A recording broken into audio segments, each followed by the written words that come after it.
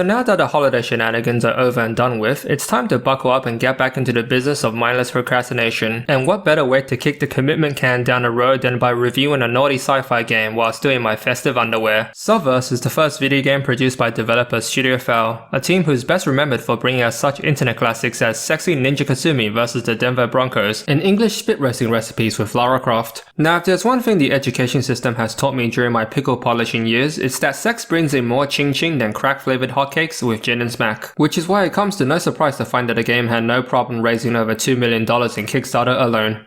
Shame our scientists couldn't figure out a way for us to fuck greenhouse emissions. We would have solved climate change long before Tesla ever had a chance to make their first dollar. No jiggy, bad jiggy. As one might have guessed, the plot was taped together like a 70-year-old supermodel, but see if you can follow along. Galaxy-renowned space pirate slash smuggler slash gigolo, who goes by the ingeniously creative name of the Captain, possibly due to a universal shortage of space pirates, or more probably because the writers happened to be on strike that day, is left to wander the galaxy with his talking fuck robot after having his entire planet blown up by an intergalactic empress obsessed with enforcing sexual abstinence because, shut up, reasons. Apparently the people on the planet were having way too much hanky-panky for a bunch of alien prudes to handle. Anyways, our hero gets recruited by an old squeeze who plans on exacting revenge against Space Hitler by working with a member of the Senate, which still exists for some reason, and who also maintains significant political influence despite being part of a system with a single head of state. But putting logic, strategy, and common sense aside, the crew ditches the most obvious route of arranging a simple assassination and instead bets the house on trusting a team of pirates to scour a galaxy in search of a magic space MacGuffin that'll somehow be the catalyst to overthrow an entire intergalactic empire. On top of all that, there's a secret underground plot to replace the government through means of mind control in case the previous plan wasn't quite ridiculous enough. And then there's also this pissed off Russian chick who's out there hunting the captain either because she wants to kill him or shag him silly. Now if you find yourself thinking, hang on, none of what the sexy handsome bugger just said made a lick of sense, then congratulations my good sir, or girl. You can officially count yourself as among those of us who are not insane, as frankly there are some things in the universe in which the human mind simply isn't meant to comprehend, like a parachute made out of concrete. But seeing how I can occasionally be professional, no seriously I can, as well as the fact that I happen to live within a stone's throw away from the local Skippy dealer, I was able to whip myself into beating this game. And I will say this about the story, it's exactly the kind of schlock you expect from a bunch of naughty filmmakers who got together and tried to hand out science fiction. Most of the story is told from the perspective of a torture victim held to receive buckets of pointless expository dialogue by a cast of characters competing to see who can waste the most screen time via cringy jokes, comprised entirely of references to famous names minus a few letter changes, made only worse by having voice acting so cheesy that one could have mistaken the game for a dairy shop. You really couldn't have delivered a script in a worse way, short of possibly hitting me in the face with a frying pan every time a cutscene would play. And while nobody in their right minds would expect to squeeze a bloody Tarantino script from a team of stoners, the game was advertised as a naughty parody of Mass Effect of all things. Now say what you want about the Mass Effect games, thank you I will. For as much as those games let you diddle around with their favorite alien hotties, the series still had the sense to remember that they were a bloody role-playing game, and Subverse is as committed to role-playing as a mid-aged spinster in a long-distance phone call. Much of the game felt like being trapped inside a car with the galaxy's most stupidly named tossers who were like nothing more than to go on every possible tangent known to conversation. And while I acknowledge that many great RPGs were also guilty of having an excess of dialogue, those games at the very least understood that the player had to be included in the fucking conversation. Subverse on the other hand treats the player as something akin to a paperweight, expected to do nothing other than hold down the press to continue receiving verbal diarrhea button for hours on end, only to be occasionally broken by the mandatory combat sections. Speaking of combat, the game couldn't make up its mind on what exactly it wants the player to do, and so combat ultimately faffles about between twin-stick shooting for the space sections and turn-based grid combat for the ground missions, but in doing so pulls a half-assed job of both. The ground combat in particular lacked any sort of nuance and consisted of nothing beyond beaming your selected crew members down to the surface for several tiring rounds of happy slaps with the native retards, and it will get tiring, quite quickly in fact, because the game stubbornly refuses to send the player anywhere outside of the same bit of flat featureless terrain at the risk of possibly creating a mild challenge. Like listen Studio Fow, I get that naughty games are made to be played with one hand permanently on pickle duty, but for your next game could you at least consider implementing a difficulty curve that's less deflated than the British economy? Now I'm sure by now many of my viewers are confused at why it's taking me this long to even talk about the naughty content in a game that is solely made for extracting bodily fluids, and frankly I'm wondering that too, because it's been quite a while since I had to muddle my way through a naughty game this on a rails. most. And it's not just because all the characters have this weird grease pencil black outline about them, as if some asshole had glued a bunch of stickers all over my monitor when I wasn't looking, nor is it because most of the nobbing were a hypothetical scenario played out inside the ship's holodeck systems, meaning they are in no way connected to the events of the actual story. But the real deal breaker was just the fact that the Pootie tank was just too boring. Like, what happened to you, Studio Fow? You used to be cool, in a really messed up and hardcore kind of way, but still, what the hell happened? Personally, I was hoping for a game that lets you fly around in a spaceship equipped with a mind-controlled device, as well as an entire sex dungeon, whereupon the player can get their jollies by kidnapping alien hotties and repurposing them as followers of a new religion based around polygamy and pickle worshipping.